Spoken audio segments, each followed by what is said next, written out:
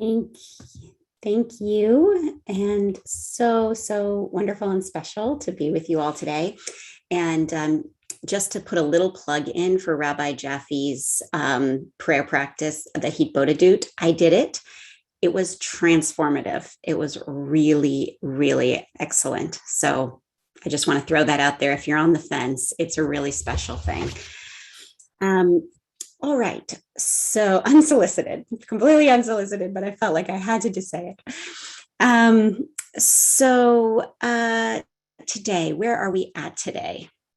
It's the state of your heart today. I want us to start. I'm actually going to start with a small selection from a Tara Brach book called Radical Compassion.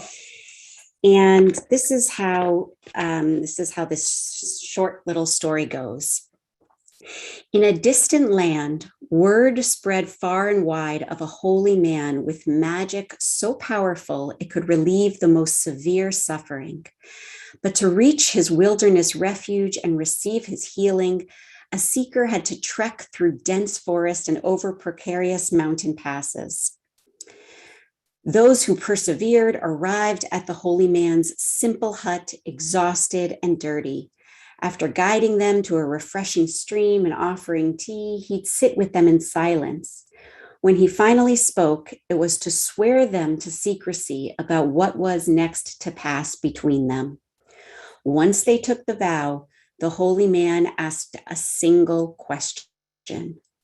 What are you unwilling to feel? What are you unwilling to feel? That is the question that would relieve the most severe suffering. So in this week's Parsha, we have a powerful story of Sarah. The Parsha is called Chaye Sarah, and the first kind of words out of the Parsha are that Sarah's life has come to an end and she dies. And there is a lot about Abraham burying Sarah, but the part that really got me, I think, I don't know, maybe as a mother of two little boys and of being, just like motherhood in general and parenthood and this moment in my life, was the part where after Isaac meets Rivka for the first time, and he brings her into his mother's tent. And we'll look at the exact little phraseology. When I read it over the last couple of days, I was bawling, but I'm going to keep it together for you here. It's simple, but it's beautiful. So Adi, maybe you can just share it.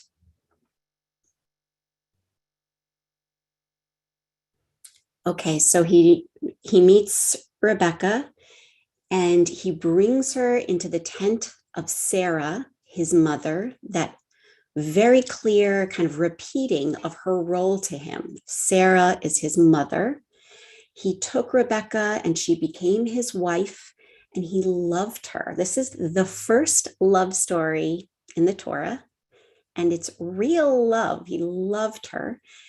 And Isaac was comforted for the loss of his mother. And, it's just that one line or the couple lines, the bringing her into the tent, the love that was born of that connection, and then that comfort that comes through the love. And you can stop the sharing there. There is a midrash about this one section where it talks about, it expands on the fact, because we understand that Isaac was grieving his mother by the fact that Rebecca comforted him. But this midrash kind of expands on that and says Isaac was grieving his mother in anguish for 3 years of real deep grief. And it even says like he was pulling out his hair with despair and anguish. So it really gets me. It's so powerful. And then this moment is the profound moment of healing. Love is this antidote to this grief.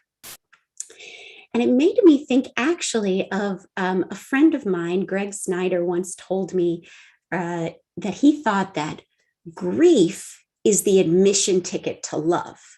So if we flip the equation and we think about the amount of love that we bring to the world, that we have for the world, it sometimes can have us retract because at some point that is going to die. Everything changes. Leaves fall off of trees. People die. And when I think about my own kids, I can even notice it in very little moments where, like, a kid will be hugging me and it's the best feeling in the whole world. And then after a certain period of time, something arises inside of me that says, like, okay, that's enough. Let's move on. Like, there's some overwhelm, some feeling of fear that comes up when the heart is open really wide. And I think that fear, that, to go back to the original reading, that fear is our desire to protect against grief, against the eventual loss and change that is just part of this life.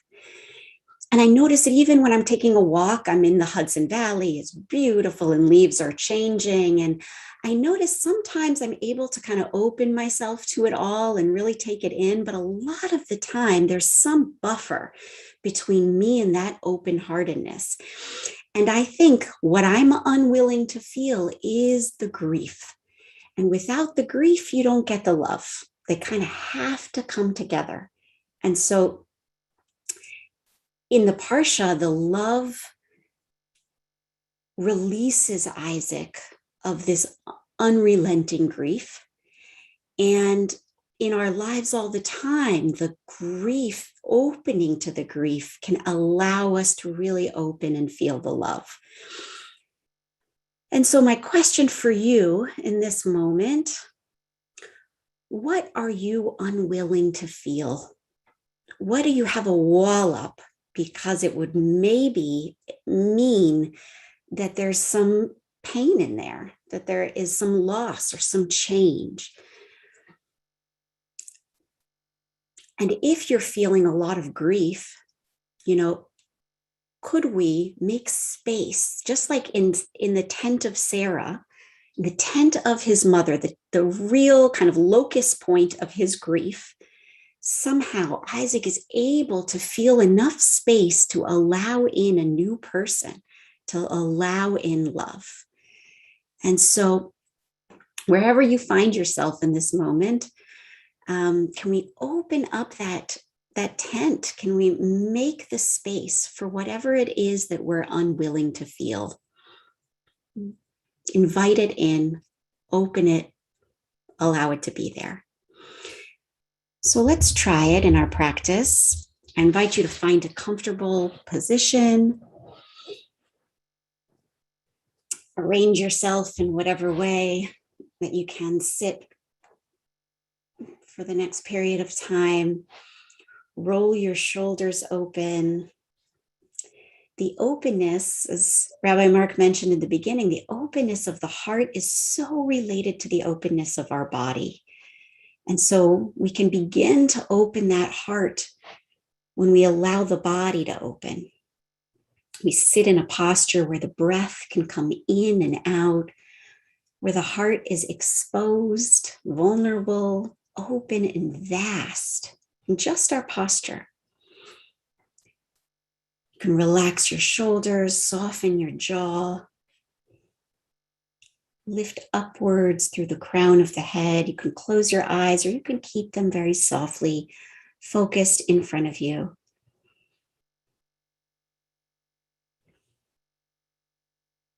Take a moment to fully arrive.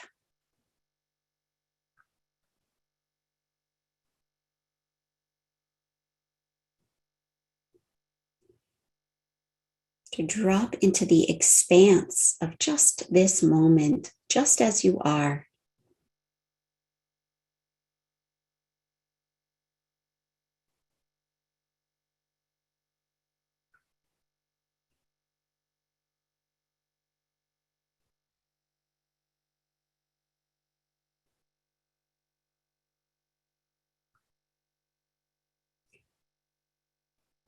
And then gently, if it feels nourishing to you, you can ask yourself this question: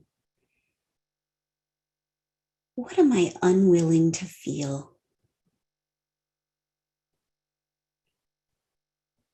Where can I crack open just a little bit that tent door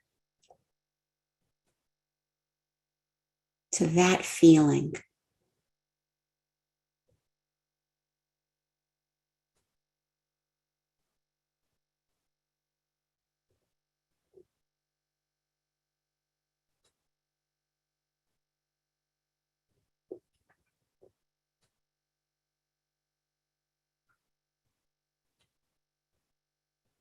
If you're experiencing grief,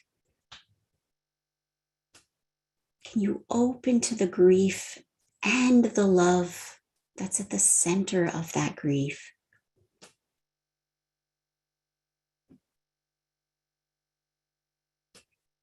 And if you're experiencing or wanting to open your heart to love, to wonder, to connection, can you open to the grief that is a part of that love?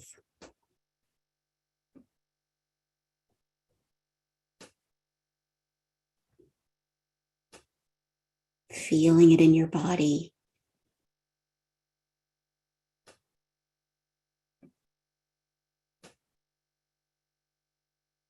cradling it.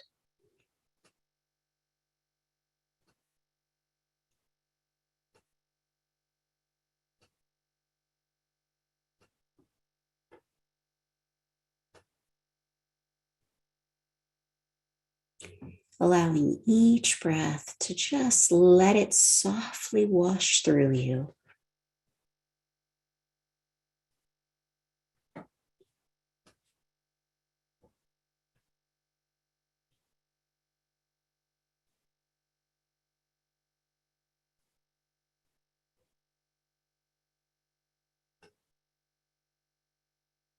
And when your mind wanders, as it will wander, each breath is a new opportunity to wake up, to come back, to ask yourself again, is there anything I am unwilling to feel? And can I try and open right up to it?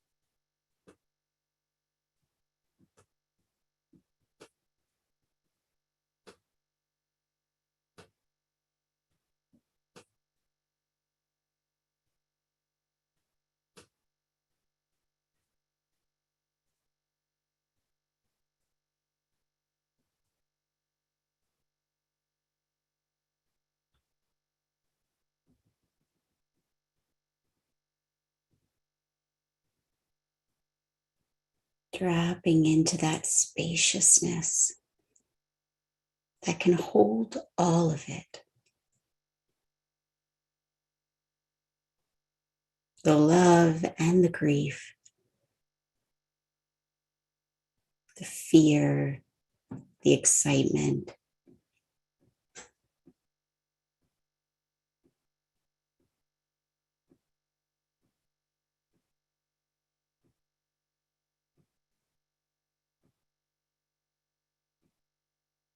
Dropping into that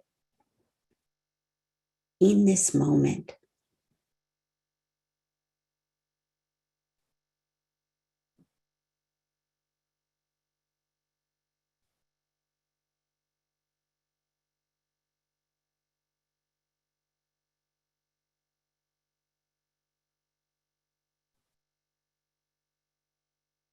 In this place, wherever you are at.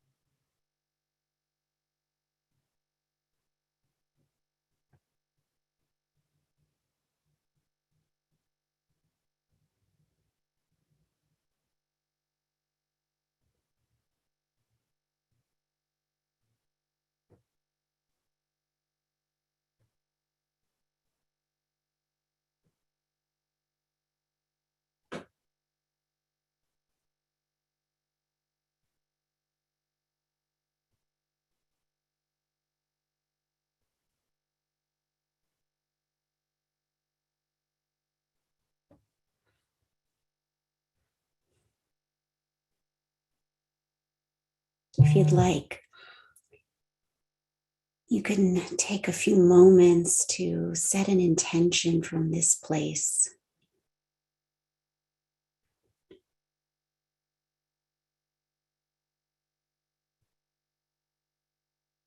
Can you be with yourself in moments of love, of intimacy, and of grief?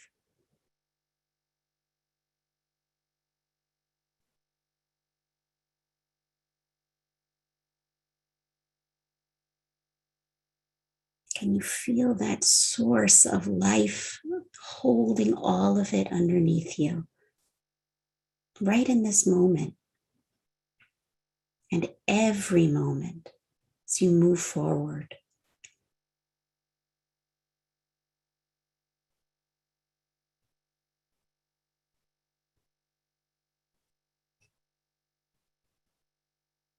Maybe an intention to bravely move towards that which you really don't want to feel.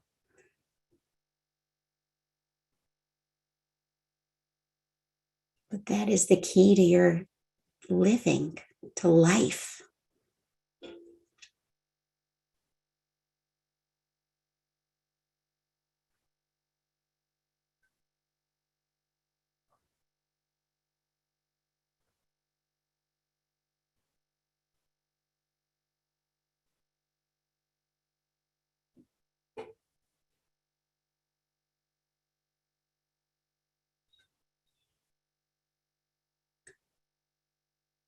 Breathing in this intention, whatever it is,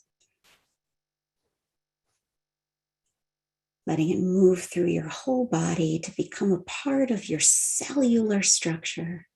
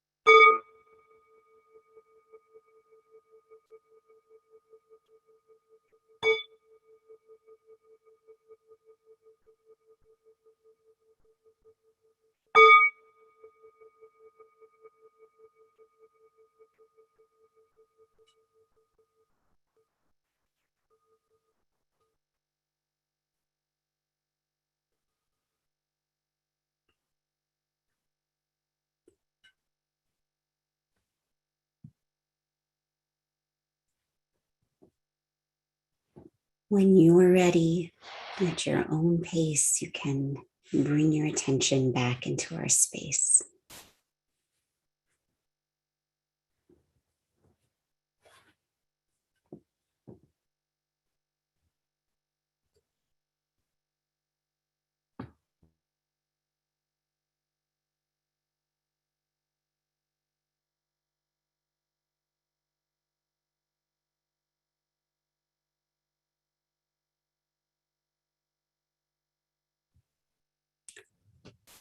Thank you, everyone, for practicing so beautifully together. Thank you, Yael. Beautiful teaching, beautiful practice, challenging and beautiful. Friends, as we always do, we seal that practice, bring it into an opportunity to open our hearts to those who have experienced loss, so those who are in mourning or observing a yard site, or if it's your custom to join in the mourner's Kaddish, you're invited to share the name or names of anyone you are holding in your heart today in the chat box, either now or after you recite Kaddish. And for those who are not reciting Kaddish, we can continue our practice by keeping our hearts open and being present for those who are, who I invite to join me in rising in body or in spirit for Kaddish. Eat Gadal, Eat Kadash, Shemir Rabbah, Yama, Dura, Chilute, Yamrit, Mofute, Chayechon, Yumechon, Chaye, Dekal Beit Yisrael, Ba'agala, Uzman Kariv, Miru, Amen. Yehi Shnei Rabba Mevorach Leolam Ulamei Maya. Yitbarach Yishtabach Va'ar V'Tromam V'Yitnaseh V'Yithadar V'Yitaleh V'Yitalal Shmei Tekudshah V'Yichud La'ela Mimkol Birchata V'Shirata Tushkachata V'Nechamata Damiran Ba'alma V'Miru Amen. Yehi Shlam Arab Amin Shemaya V'Chaim Aleinu V'Al Kol Yisrael V'Miru Amen. Oseh Shalom B'Noma, Uyaseh Shalom Aleinu V'Al Kol Yisrael V'Al Kol Yoshvei Israel. Amen. Amen.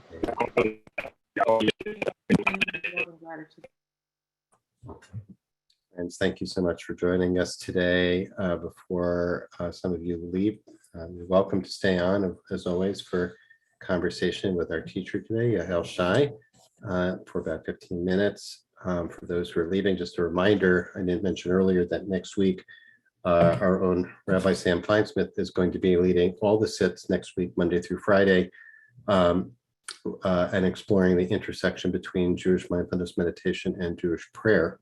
It's really a wonderful opportunity. Just to note that we are extending the sessions by 15 minutes. So the meditation will go until 1:15 next week Eastern time, and the Q&A will be from 1:15 to 1:30 Eastern time. Spread the word. Please join us. Of course, they'll all be recorded on our YouTube channel. Same Zoom link as always. So thanks to Yael.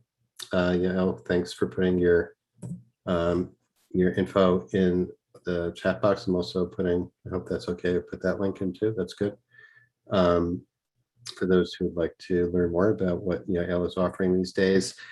And thanks to IB Stein, as always, for holding this tech space for us so beautifully. For those who are leaving, have a wonderful rest of the day. We hope to see you tomorrow to sit in Shabbat together. And if you're staying on, if you have a question for Yael about that teaching, please put it in the chat box. And as usual, preface it with question in all caps, makes it a little easier to keep an eye on those. And there's one right off the bat from Susan. Yael, asking you to speak a little bit more about what you mean by the source of life holding or under, I think it's probably, or underneath all the feelings. I can surely benefit from accessing that now. Yeah, that was a phrase that struck me. So maybe you want to unpack that a little bit. Yeah, this is not like a theology that I've thought through. It's more of like a feeling that I guess is my experience, which is sometimes for me, when I'm experiencing something strong, good or bad, a strong emotion, it actually really helps me to feel like the literal places in my body where I'm being supported, like the chair, or if I'm lying down, whatever you're the surface on.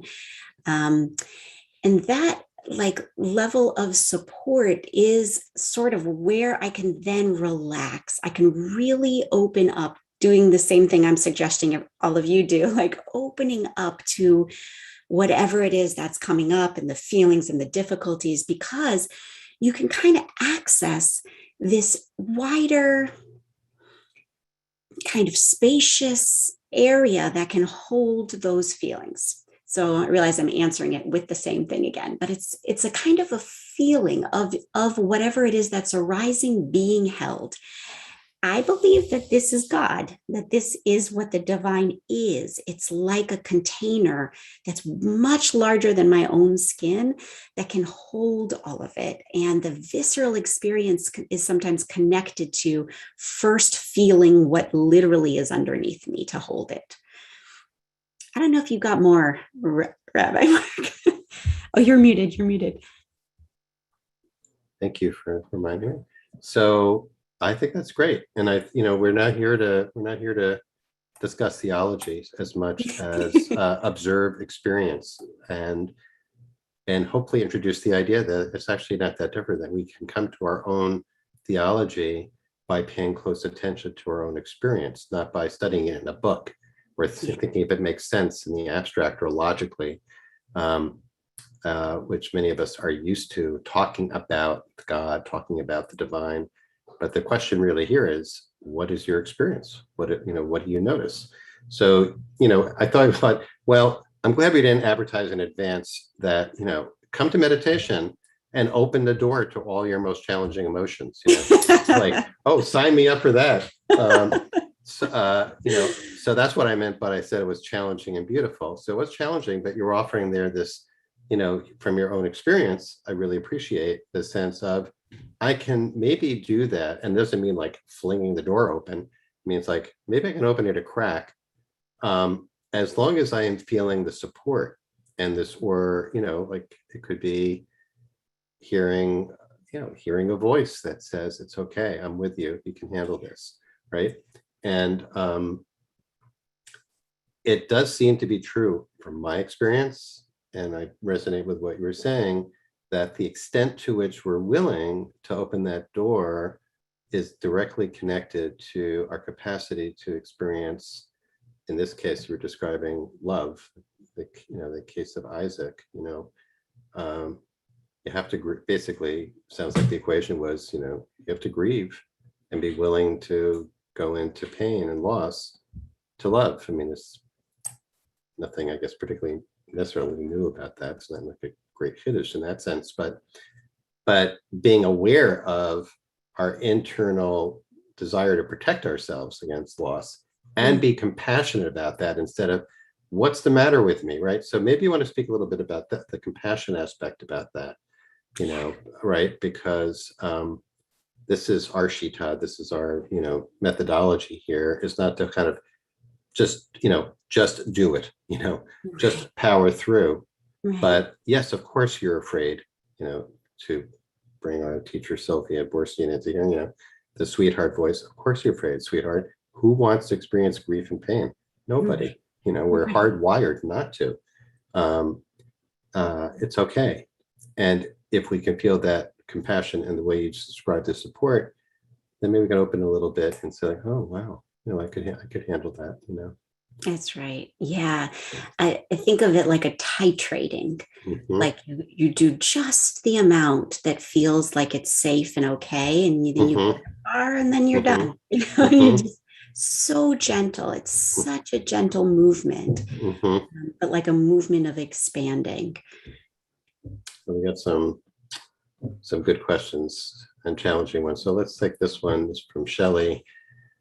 I've been unable to access anger towards a parent who mentally and emotionally abused me. I can access the grief and sadness, and I'm starting to feel for the little one in me, but finding the container is very abstract to me. Any other suggestions? So, maybe this goes into the category of challenging emotions. Grief is one, right? But then the other one is, anger, right? So what, do you have any thoughts on that about opening the door to anger? Yeah. Again, like take it in pieces, take it in doses, take it slow. This is not a rush or a race. And I think the first step is to also say thank you to the anger. Thank you to whatever it is that is arising, even if it's really unpleasant, because it's all there for a reason, as like the Rumi poem is like, it's all sent as a guide from beyond. It's all important. And yes, sometimes you need another person, a therapist, or somebody else to help you, a teacher, and the sort of like overarching practice is to drop into the places that nourish you and support you, whether that's like in your body, that's in your physical space, that's with somebody else, so that this can begin to happen. I really think that we want to heal. Like we just want to. It's like if you cut yourself, it wants to heal, but it's not going to do it until it's like the right conditions. And so, like, as much as you can kind of keep making those conditions conducive to healing, then the healing will happen. It's going to catch up. It's going to do it on its own. Yeah. A lot of wisdom there. Good question from Lori, which maybe, I don't know if we've answered this already, but Lori writes, grief hurts, so I shy away from what may cause the pain. What might I say to that fear and contraction to reassure my heart and soul that it's worth the risk? Such a beautiful question. That's a great one. And let's make it a nice bumper sticker that we can put on, keep it around. Yes. Yeah, I guess I would say, like, kind of similar to what you said, like, yeah, it does hurt, like, sweetheart. Yeah, like this is really hard. This is really intense. And, can we do it in a field somewhere pretty? Can we do it in like with my friend on the phone, whatever it takes to kind of make that container loving and careful. And then whatever you say to the grief, like you just say, like, I'm here when you're ready. There's Mhm. nothing I'm going to force. There's nothing I'm going to push. Like, I'm here when you're ready to let me approach you. Mm. There's a question. What about grief that originates in abandonment, where there's no love? Hmm. These are throwing you some real I curveballs. know. Yeah, it's like, here, hit this one. Grief that originates in abandonment. I don't, I think that grief too, that the love, there is love there. It's just Mhm. might not be from that person. Mhm. It's a love for yourself, Mhm. from yourself to yourself. It's like about finding that one inside that has been abandoned and saying like you didn't deserve that, Mhm. and I'm not going to leave you alone again, and I'm here for you.